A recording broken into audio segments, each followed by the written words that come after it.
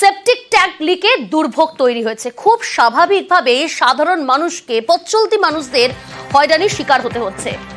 দেখছেন দুটো পাশাপাশি বিল্ডিং, কসবা ৬৭ নম্বর ওয়ার্ডের এই দুটি বিল্ডিং, এবং দুটি বিল্ডিং এর কোন বিল্ডিং এ সেপটিক ট্যাঙ্ক লিক করেছে তা এখনো পর্যন্ত স্পষ্ট নয়। দায় ঠেলাঠেলি চলছে, যাতায়াতের রাস্তায় জল। দুই আবাসনের ট্যাঙ্ক লিকের অভিযোগ স্থানীয়দের। সেপটিক ট্যাঙ্ক লিক নিয়ে দুই আবাসনের মধ্যে ঝামেলা, পাশাপাশি দুই আবাসনের প্রমোটারের দোষারোপ। ওই যে বললাম, দায় ঠেলাঠেলি চলছে একে অপরকে, আর ভুগতে হচ্ছে স্থানীয় বাসিন্দাদের।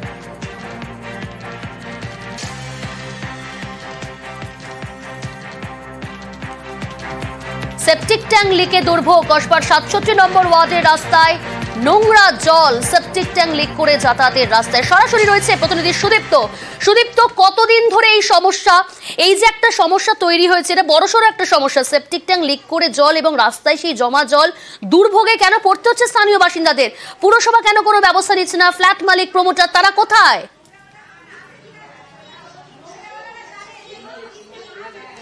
একদমই তাই, এই প্রশ্নই উঠছে, কারণ কসবার ৬৭ নম্বর ওয়ার্ড জিএস বোস রোড এবং দুটি আবাসন, একদিকে একটি আবাসন রয়েছে, পাশে আর একটি আবাসন, এবং ঠিক তার মধ্যের যে জায়গা সেখানে একেবারে নোংরা পড়ে রয়েছে, আবর্জনার একটা স্তূপ হয়ে রয়েছে, এবং সেখান থেকেই সেপটিক ট্যাঙ্ক লিক করে যে নোংরা জল, সেই নোংরা জল কিন্তু যাতায়াতের যে রাস্তা সেই রাস্তায় আসছে, এবং তার দুর্ভোগ ভোগ করছেন সাধারণ মানুষজন, এই পথ দিয়ে যারা যাচ্ছেন, পথ চলতি মানুষজন।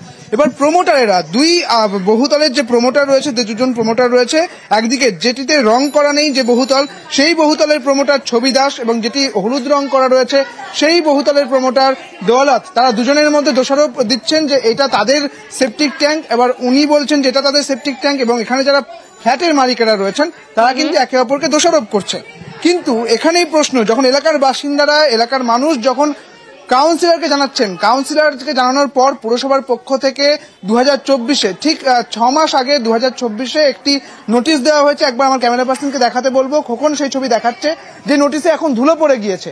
ঠিক একই মর্মে, যে জল যদি জমা হয়ে থাকে তাহলে মশাবাহিত রোগ হয়, সেই মর্মে একটি নোটিশ, এবং তার পরবর্তী ক্ষেত্রে আবারও কিন্তু ঠিক একেবারে ৭/৬-এ দেখা যাচ্ছে যে এই নোটিশ কিন্তু দেওয়া হয়েছে।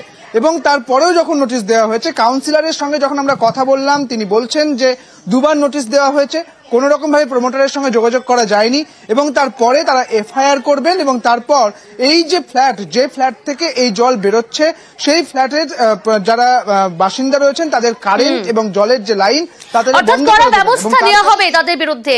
দুই প্রমোটার যাদেরকে বারবার যোগাযোগ করা হয়েছে, যাদেরকে বলা হয়েছে পুরসভার তরফ থেকে, নোটিশ পর্যন্ত দেওয়া হয়েছে, তারপরেও কোনো রকম কর্ণপাত করেনি, তাদের বিরুদ্ধে কড়া ব্যবস্থাও নেওয়া হবে। আর ভুগতে হচ্ছে সাধারণ মানুষকে। নোংরা জলও বেরোচ্ছে, আর ওইখান থেকে গাদা গাদা নোংরা ফেলছে, তাই জন্য আমরা অবজেকশন জানিয়েছি সবাই মিলে। এর আগেও অবজেকশন জানানো হয়েছে, কিন্তু কোন রকম কোনো ব্যবস্থা নেওয়া হয়নি। এই বিল্ডিং এর নোংরা জল অনেক দিন ধরে প্রতিবাদ করা হচ্ছে, কোনো কাজই হচ্ছে না। আমরা অনেকবার চিঠি দিয়েছি, কিছুতেই কিছু হচ্ছে না। কাউন্সিলরের কাছে চিঠি দেওয়া হয়েছে। সকালে তো আরোই যাওয়া যায় না, লোক এক এক সময় গাড়ি যায়, লোকের প্রমোটারের সঙ্গে কথা হয়েছে না, প্রমোটার তো কে তা জানি না। ২-৩ মাস দিয়ে হচ্ছে, কাউকে কিছু বলে কিছু হচ্ছে না। প্রমোটারকে ডেকেছে, তারাও এসে যোগাযোগ করছে না। কাউন্সিলর কি বলছে আমার তো এতে হাত নেই, ওদেরকে জানিয়েছি, আর স্ট্যাম্প মেরে গেছে, ওরা না আসলে এবার ওদের ইলেকট্রিক আর জল বন্ধ করে দেওয়া হবে।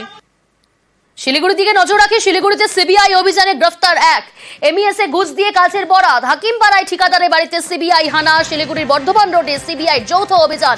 আরো ডিটেল জানাবে পার্থপ্রতিম, রয়েছে আমার সঙ্গে। পার্থপ্রতিম, একেবারে যে কথাটা বলছিলে যে সেনার কাজে অনলাইনে বরাত পক্ষ নিয়ে কিন্তু এই ঘুষকাণ্ডের অভিযোগ, এবং তাতে ইতিমধ্যেই এক ঠিকাদারকে গ্রেফতার করেছে। গতকাল রাতভর সিবিআই যেটা চলে, এবং বেশ টানা 10 ঘন্টা বেশি সময় ধরে এই ঠিকাদারকে যারা সিবিআই আধিকারিকরা কিন্তু তার কথাবার্তা অসংলগ্ন থাকায় ভোর 3:30 নাগাদ তাকে গ্রেফতার করে। তার আগে গতকাল বিকেলবেলা শিলিগুড়ি বর্ধমান রোডে যখন এই ঘুষ দেওয়া হচ্ছিল, সে সময় কিন্তু হাতে হাতে ধরে ফেলে কর্তারা, এবং আরো একজনকে কিন্তু ইতিমধ্যে আটক করছে। তাকেও জেরা করছে এর সঙ্গে আরো কয়েকজন জড়িত রয়েছে বলে প্রাথমিকভাবে জানাচ্ছে সিবিআই কর্তারা। कोई पब्लिक सर्वेंट के अगेंस्ट में एक कुछ आरोप था कि वो लोग ब्राइब लेके आरोप था, तो वही सीबीआई लोग वो इन्वेस्टिगेशन कर रहे, वही उनका सर्च वारंट लेके वो लोग आए। পুরুলিয়ার দিকে নজর রাখা যাক। আগ্নেয়াস্ত্র হাতে দাদাগিরি, 3 যুবককে ধরে বেধড়ক মার। পুরুলিয়ার গোলামাতে উত্তেজনা পরিস্থিতি। কেন আগ্নেয়াস্ত্র হাতে দাদাগিরি? না মদের দোকানে বিল না মেটানোই বচসা। টেলিফোন লাইনে রয়েছে প্রতিনিধি ইন্দ্রজিৎ। ইন্দ্রজিৎ, পুলিশ কি এই 3 জনকে গ্রেফতার করেছে? কি ব্যবস্থা নেওয়া হয়েছে? কোথা থেকে পেল আগ্নেয়াস্ত্র?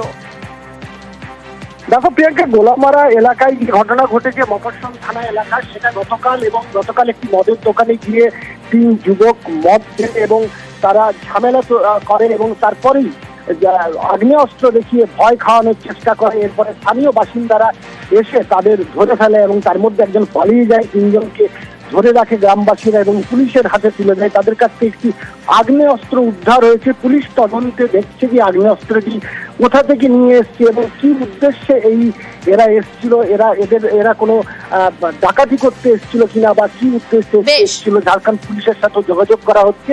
তবে তদন্তের পরেই জানা যাবে এরা কি উদ্দেশ্যে এখানে এসছিল। তবে এলাকার মানুষ যেটা করেছে তাতে একেবারেই পুলিশ অনেকটাই সাধুবাদ দিয়েছে, কারণ এলাকার মানুষ ইতিমধ্যে সেই দুষ্কৃতীদের গ্রেফতার করেছে পুলিশ। অনেক ধন্যবাদ। দীঘায় ঢেউ সাগর পার্ক ভাঙায় স্থগিতাদেশ। 30 জুন পর্যন্ত পার্ক ভাঙায় স্থগিতাদেশ। হাইকোর্টের। জাতীয় পরিবেশ আদালতের আদেশের উপর স্থগিতাদেশ। উপকূলে অবৈধ নির্মাণ ভাঙার নির্দেশ। 29 জানুয়ারি নির্দেশ দেয় পরিবেশ আদালত। নির্দেশকে চ্যালেঞ্জ করে হাইকোর্টে রাজ্য। হাইকোর্টে পার্ক ভাঙায় স্থগিতাদেশ।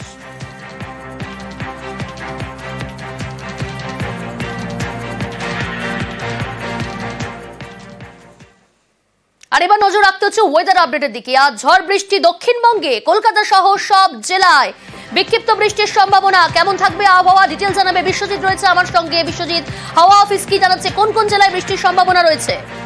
অবশেষে দক্ষিণবঙ্গে বৃষ্টিপাতের সম্ভাবনার কথা জানালো আলিপুর আবহাওয়া দপ্তর। শুধু বৃষ্টিপাত নয়, বৃষ্টির সঙ্গে ঝড়ও বইবে।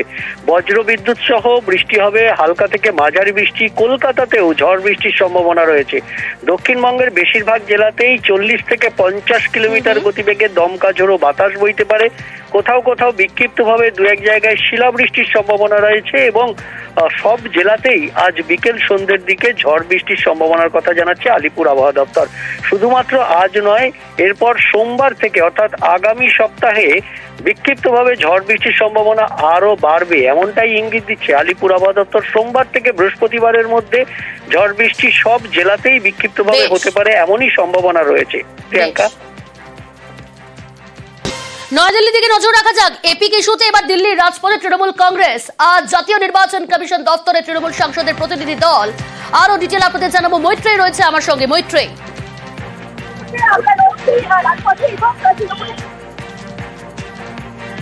মৈত্রেয়ী, শোনা যাচ্ছে? আমরা আবারও যোগাযোগ করার চেষ্টা করছি, তার আগে আপনাদের জানাবো এপিক গড়মিল নিয়ে ভুরি ভুরি অভিযোগ জাতীয় নির্বাচন কমিশনের। তৃণমূল কংগ্রেস আজ দিল্লির পথে নামছে। তৃণমূল কংগ্রেস এপিক ইস্যুতে আজ দিল্লির রাজপথে তৃণমূল। টেলিফোন লাইনে রয়েছে প্রতিনিধি মৈত্রেয়ী। এপিক গড়মিল নিয়ে যে ভুরি ভুরি অভিযোগ, এর আগেও তৃণমূলের তরফ থেকে চিঠি দেওয়া হয়েছে জাতীয় নির্বাচন কমিশন দপ্তরে। তৃণমূল সাংসদের প্রতিনিধি দল আমরা দেখতে পাচ্ছি। আজ কি কর্মসূচি রয়েছে তাদের? দেখো, এই মুহূর্তে তৃণমূল কংগ্রেসের সাংসদরা তারা রাজপথে নেমেছেন এবং এতদিন পর্যন্ত আমরা দেখেছি যে সংসদের অধিবেশন চলাকালীন তারা বারবার এপিক ইস্যুতে আলোচনার দাবি জানিয়েছেন, কিন্তু এপিক ইস্যুতে এখনো পর্যন্ত সংসদে একবারও আলোচনা হয়নি এবং তারপরই নির্বাচন কমিশনের ভবনে তারা উপস্থিত হন এবং সেখান থেকে এই মুহূর্তে হাতে প্ল্যাকার্ড নিয়ে তারা এগিয়ে চলেছেন সংসদ ভবনের দিকে এবং রাজপথে হেঁটে তৃণমূল কংগ্রেসের সাংসদরা এই মুহূর্তে হাঁটছেন রাজপথ দিয়ে এবং তাদের হাতে সেই সমস্ত ভুয়ো এপিক কার্ড যার নাম্বার তুলে ধরে তারা অভিযোগ করেছিলেন, সেই এপিক কার্ড হাতে নিয়ে তারা এখন রাজপথে হাঁটছেন, সংসদের দিকে তারা এগিয়ে চলেছেন। প্রিয়াঙ্কা, বেশ কতজন সাংসদ রয়েছেন তৃণমূলে?